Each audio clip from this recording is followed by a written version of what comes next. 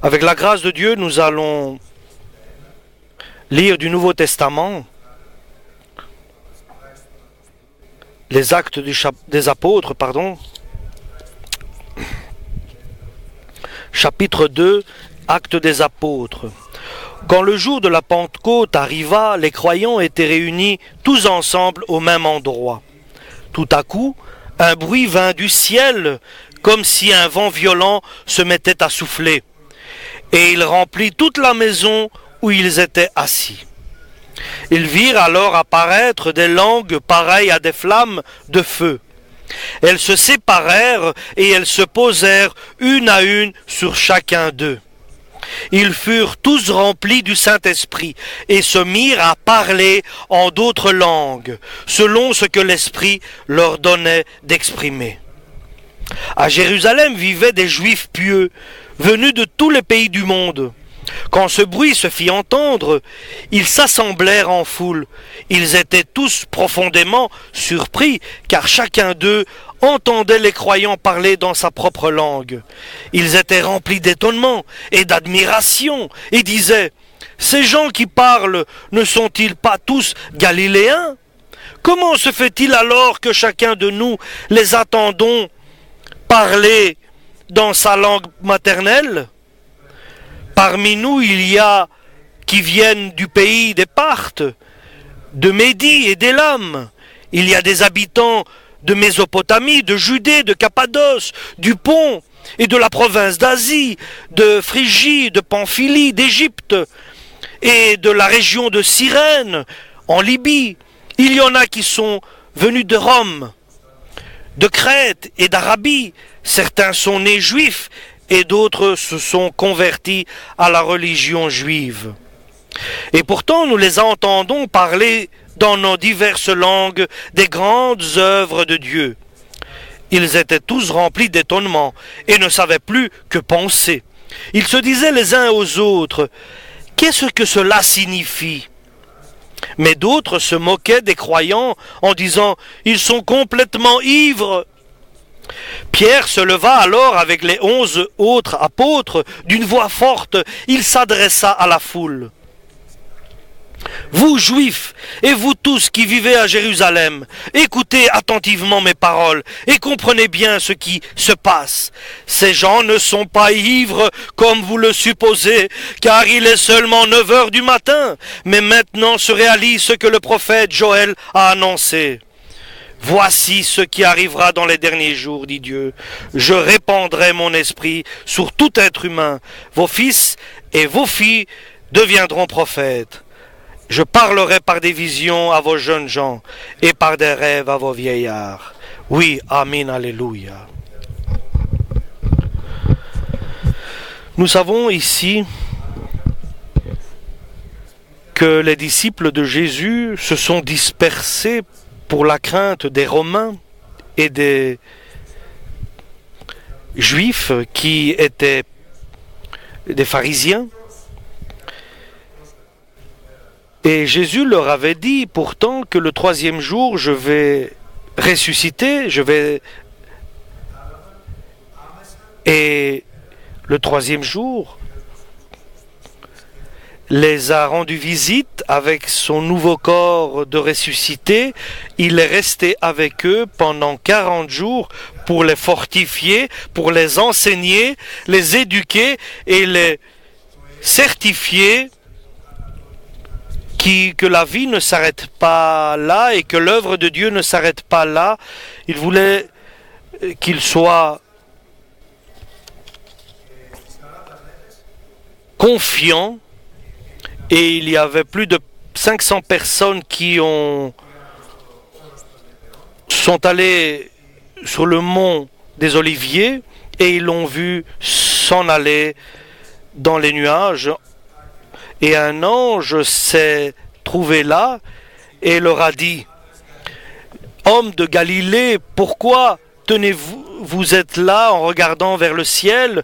Ce Jésus qui s'en va et qui est parti parmi vous, qui s'est levé vers le ciel, de la même manière, vous le reverrez partir, il reviendra à cet endroit. » Et le nuage l'a emporté vers le ciel. Et un commandement qu'avait donné Jésus-Christ avant qu'il s'en aille, avant qu'il monte au ciel, lorsqu'il leur a ouvert l'esprit pour qu'ils puissent comprendre les paroles de l'Ancien Testament, il leur a donné un commandement. Restez à Jérusalem jusqu'au moment où vous recevrez la force d'en haut.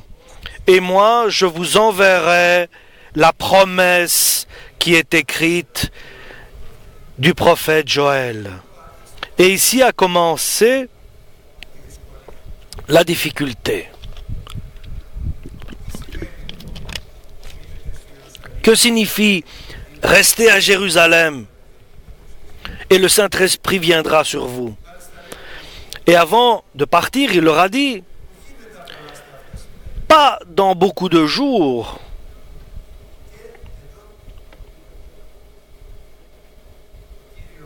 ici,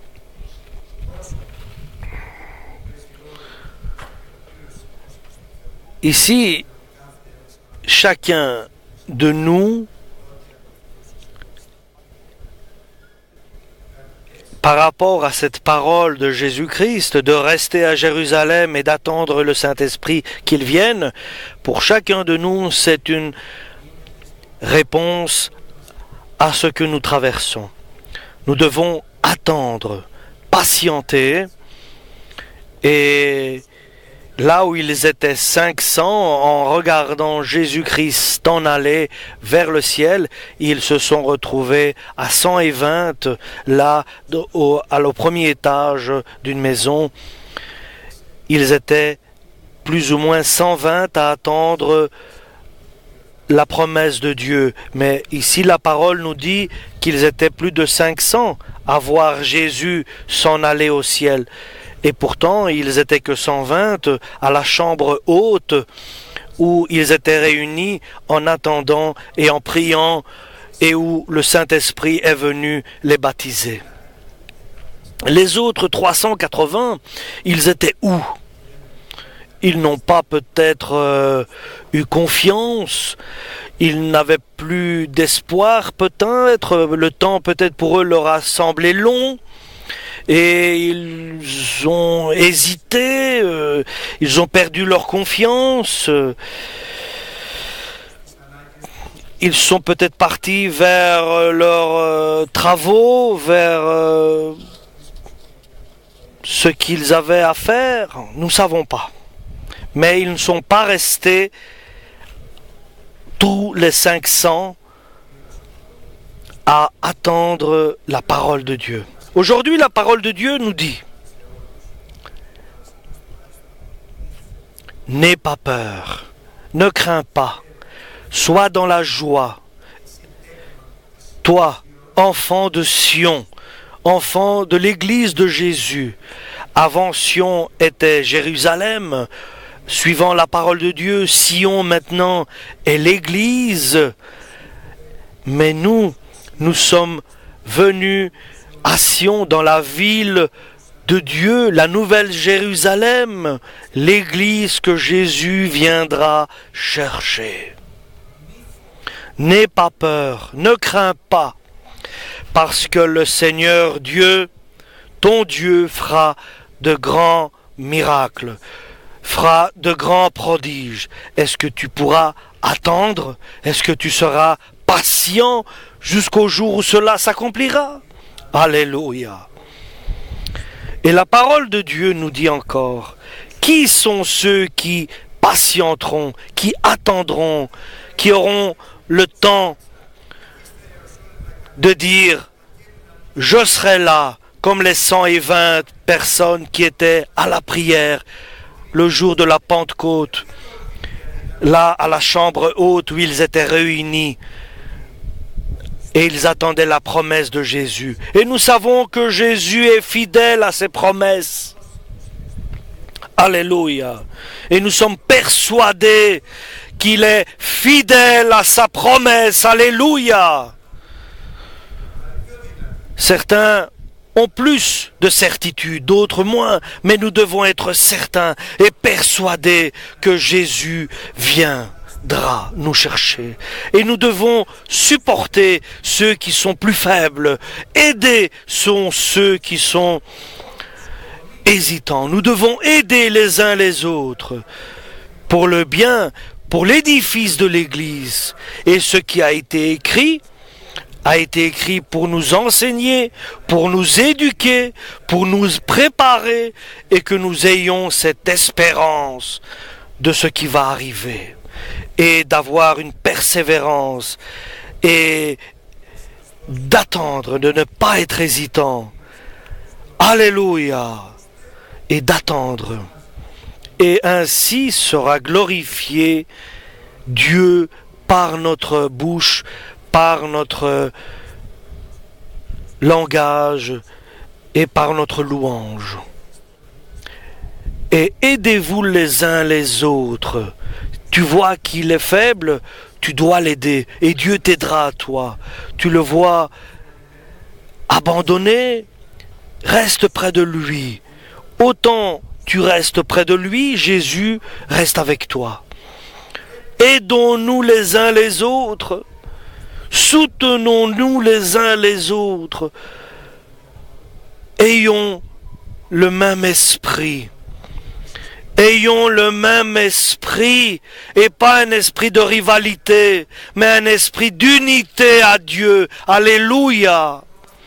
Et nous ne devons pas oublier que derrière notre frère le plus petit, derrière lui est Jésus-Christ, à celui qui est le plus simple. Jésus est avec lui, celui qui n'a pas de force, celui qui n'a pas d'argent, celui qui n'a rien. Tout est abîmé. Lui, Jésus est avec lui, nous devons l'aider. Donne-lui à manger, donne-lui à boire. Visite-le, console-le. Alléluia. Ayons de la compassion pour les autres. Imitons Jésus-Christ. Ayons cette compassion. Aimons les autres comme Dieu nous a aimés. Alléluia. Ayons une prière, la même prière avec tous les frères, le même esprit. Prions Dieu pour que Dieu intervienne et qu'il nous unisse par l'unité de l'amour. Alléluia. Par la charité.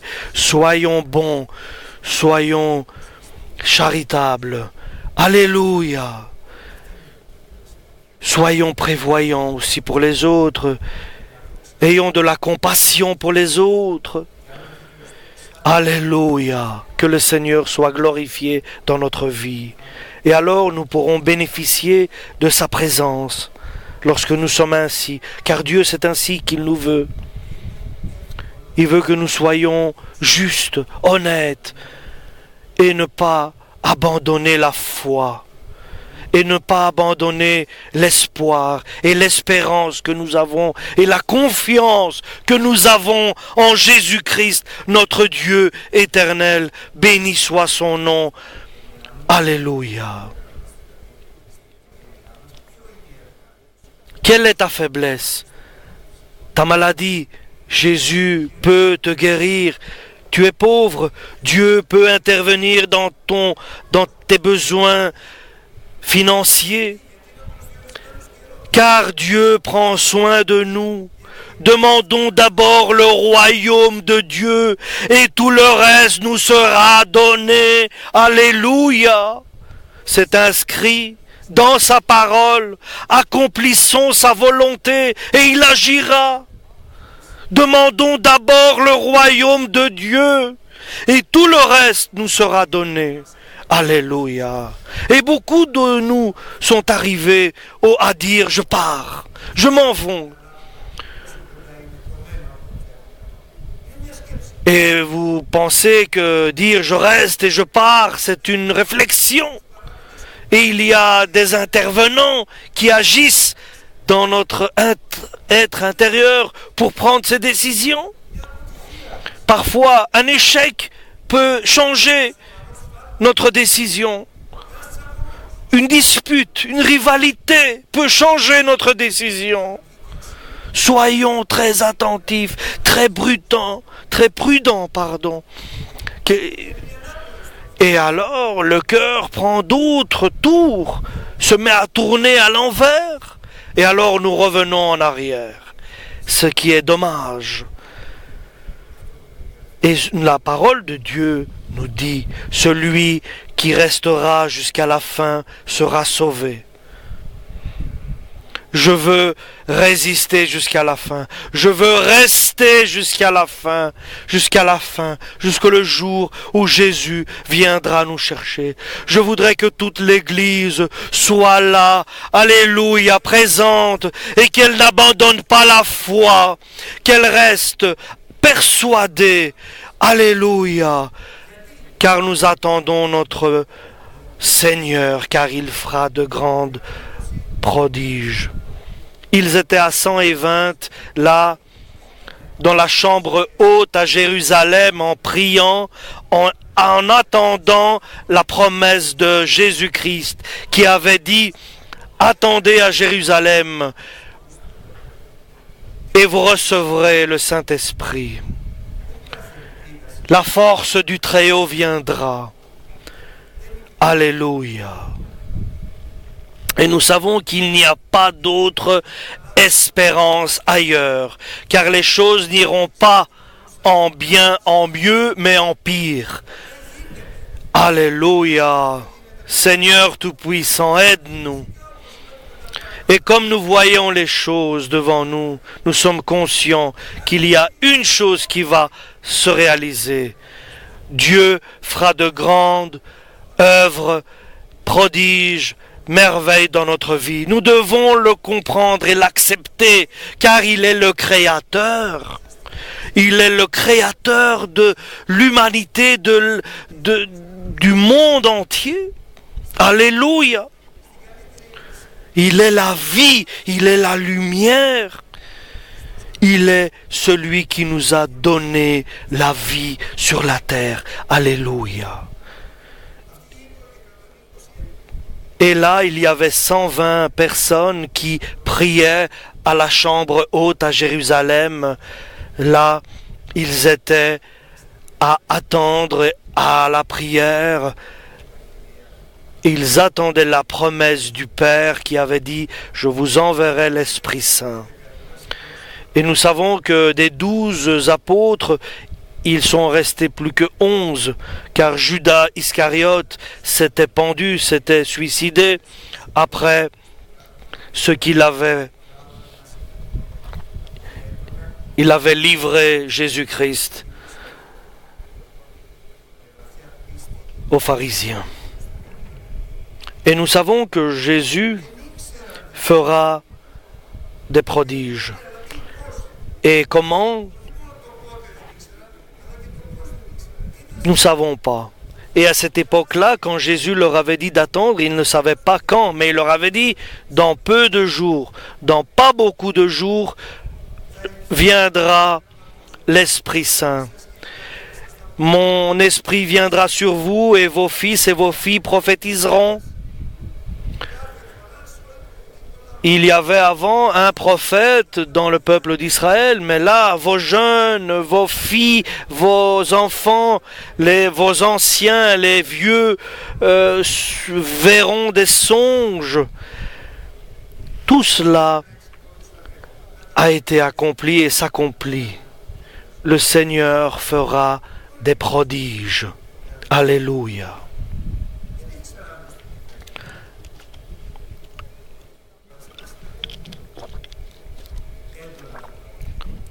Nous savons que la parole de Dieu nous dit que la gloire de la maison de Dieu sera plus grande que la première. Dieu fera de grandes œuvres. Nous ne savons pas ce sera quoi. Il y avait le Saint-Esprit, maintenant nous avons le Saint-Esprit. Que va-t-il se faire? Que va-t-il se passer? Nous savons que Dieu fera de grandes choses, de grandes œuvres, des prodiges. Et nous attendons avec impatience pour que nous puissions faire partie de ces prodiges. Et nous voulons qu'il nous aide. Nous voulons qu'il soit avec nous. Lorsque nous prions, prions tous ensemble. Faisons un effort de prière. Maintenant, nous avons dit, pour le mois prochain, le mois de juillet, chaque jour, un ancien de l'Église fera un jeûne et prière. Nous voulons avoir une continuité dans la prière. Et tout cela sera inutile si nous ne demandons pas à Dieu d'avoir le même esprit. Et Dieu, jusqu'à présent, il nous a aidés. Dans notre Église, il n'y a pas de rivalité. Nous sommes unis dans l'enseignement, dans l'éducation de la parole de Dieu. Et soyons unis aussi dans la prière. Je ne sais pas si nous allons réussir, mais nous allons demander à Dieu qu'il nous aide à réussir cela. Être unis dans la prière, ensemble, ces vacances. Et nous savons que le monde se perd et dans l'Église, le monde est sauvé. Alléluia. Aide-nous, Seigneur. Mais je ne peux pas vous décrire comment cela va se faire et quand cela va se faire. Mais je peux vous dire avec certitude que Dieu fera des prodiges. Alléluia. Ceux qui resteront, restez avec Dieu et aidons-nous les uns les autres. Le jour de la Pentecôte que le Père avait préparé, avait dit, et il y a un jour préparé par Dieu pour nous, pour notre Église, c'est pour cela, soyons présents. Et des 120 qui étaient là, imaginez qu'ils étaient tous bénis de Dieu ce jour-là, lorsque le Saint-Esprit est venu et les a baptisés. En attendant, en patientant la promesse du Père que Jésus nous a donnée. Et nous serons comme des personnes qui ont rêvé, comme un rêve, nous traverserons cela. Et nous verrons des malades qui seront guéris. Nous verrons lui, celui guéri, lui, l'autre aussi. Mais qui a fait cela? C'est Jésus qui a guéri. Il peut guérir, car il est le Maître, il est le Seigneur, il est Dieu. Alléluia. Et même les faibles vont renouveler leur force par Jésus-Christ. Et comment cela va se faire? Et comment? Et quand? Moi, je sais que nous devons attendre avec patience Jésus-Christ, car il viendra. Il l'a promis. Soyons confiants. Et je voudrais, chers frères et sœurs, que vous priez pour moi. Et je prie pour vous. Et tous doivent prier les uns pour les autres. Prions les uns pour les autres. Oh Jésus, bénis les frères, bénis mes frères, mes sœurs. Alléluia dans l'Église. Bénis, Seigneur, ceux qui sont malades. Alléluia. Dans la prière, tous ensemble, glorifiant Dieu. Et alors les cieux vont s'ouvrir, les orages vont pleuvoir. Alléluia. Il y aura des orages de pluie et nous aurons la bénédiction de Dieu. Lorsque le Saint-Esprit viendra sur vous, alors vous serez mes témoins à Jérusalem, en Judée, en Galilée et dans le monde entier. Alléluia, dans toutes les extrémités du monde. Demandez que Dieu envoie un orage violent et il va faire un cataclysme dans le champ de chacun de nous et le champ sera fertile. Il viendra arroser notre champ et nous aurons de la fertilité spirituelle. Alléluia! Nous verrons les grandeurs de Dieu. Et les disciples étaient là, dans la chambre haute, ils attendaient. Ils étaient plus ou moins 120.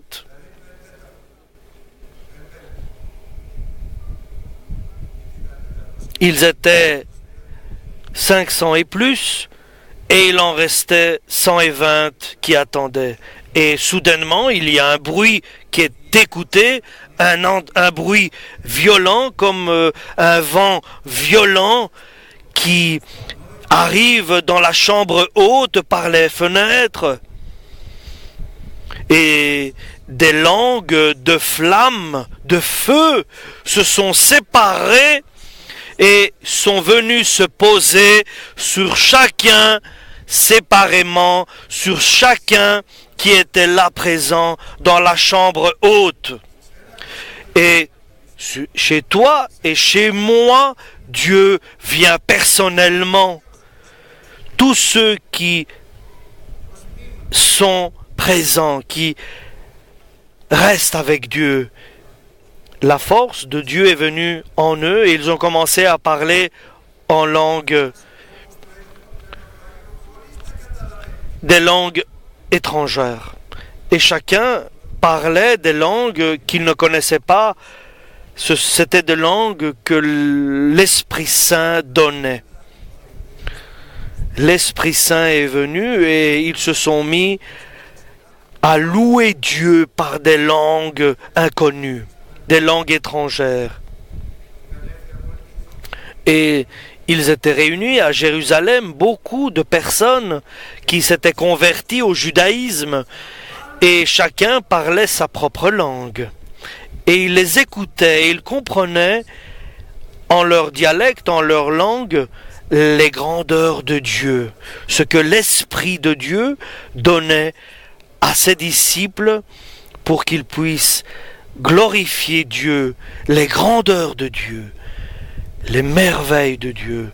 Et chacun parlait avec des langues étrangères et il était 9 heures du matin. Et 9 heures du matin, il priait. Et nous devons aussi faire, le samedi matin, faire des prières. Prions Dieu. Et le résultat, que tout le monde est venu dans une grande surprise. Car tout le monde les écoutait et les entendait parler en leur langue. Et ils étaient dans l'étonnement et dans l'admiration, disant, ces gens qui parlent, ne sont-ils pas tous galiléens? Comment se fait-il alors que chacun de nous les entende parler dans sa langue maternelle? Oui, le Saint-Esprit donnait à chacun des 120 personnes une langue. Alléluia. Et nous savons que cela était une prophétie. Et cela arrive, et cela vient de Jésus-Christ. Et ils écoutaient avec une grande attention les paroles que disaient ces personnes, les 120. Certains étaient dans l'admiration, d'autres se moquaient en disant « Ils sont complètement ivres ». Mais Pierre se leva alors avec les 11 autres apôtres d'une voix forte, et il s'adressa à la foule. Alléluia. Et Pierre a dit, « Repentez-vous, que chacun de vous soit baptisé au nom de Jésus-Christ pour que ses péchés soient pardonnés, et vous recevrez le Saint-Esprit, car c'est pour vous que la promesse a été donnée, pour vos enfants, et pour tous ceux que Dieu appellera et invitera. » Et ça, je voudrais le dire, comme je l'ai compris, pour vous, personnellement, pour chacun séparément. Pour toi, cette promesse est valable, pour tes enfants, pour tous ceux que Dieu appellera, invitera. Oui, cette promesse est pour toi, pour ton mari, pour ta femme, pour tes enfants et pour tous ceux que le Seigneur appellera. D'autres étaient étrangers, d'autres nationaux. Ce jour-là, ils ont reçu la renaissance, ils ont été baptisés au nom de Jésus-Christ et ils ont reçu le Saint-Esprit. À partir de là, c'est répandu dans le monde entier la prédication de Jésus-Christ, le message de Jésus-Christ, l'évangile, la bonne nouvelle. Évangile veut dire la bonne nouvelle. Alléluia. Aujourd'hui, nous regardons autour de nous, nous voyons notre faiblesse, ce que nous traversons, nos difficultés, nos craintes, nos peurs. Nous voyons tout cela, chacun est conscient de cela. Et Dieu a dit, n'aie pas peur, ne crains pas, Dieu est avec nous, alléluia, dans tous les événements, et il fera de grandeur.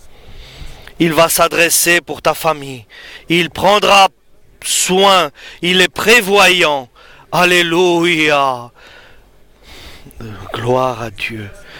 Pour ton travail, il s'occupera de cela. Et dans l'œuvre de Dieu, Dieu fera des prodiges. Donc, il y a une période, pas une période que nous traversons de crainte et de désespoir, mais une période de certitude, d'espoir, et de confiance et de fidélité à Dieu. Oui, et la question, chers frères et sœurs, oui, devant Dieu, nous devons répondre. Crois-tu, cher frère, que Jésus fera de grandes œuvres dans ta vie? Crois-tu que dans ta vie, il fera des prodiges? Oui, je le crois. Aide-moi à le croire, Seigneur. Aide-moi, augmente ma foi. J'ai besoin de plus de foi, de plus de croyance, pour ne pas avoir d'hésitation. Et ainsi, comme je vous vois, comme Jésus me donne à vous voir, à vous regarder, votre visage est rempli d'angoisse. Que vais-je faire avec ce problème-là, avec mon enfant, avec mon travail, avec mes finances, avec ceci, cela? Et je peux vous dire, chers frères et sœurs, que le Seigneur viendra et interviendra dans nos soucis.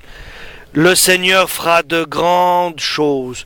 Demandons d'abord le royaume de Dieu et tout le reste nous sera donné. Soyons dans la joie, car nous restons dans Sion, à Jérusalem, la ville de Dieu, la nouvelle Jérusalem, l'Église qui partira vers le ciel lorsque Jésus viendra la chercher. Et après, Dieu s'occupera de son peuple, d'Israël, le peuple juif, pendant une semaine, la semaine de Daniel, la 70e semaine de Daniel sera en vigueur à partir de l'enlèvement de l'Église chrétienne. Alléluia. Oui, si vous saviez ce que Jésus accomplit, frères et sœurs, le Seigneur fera de grands miracles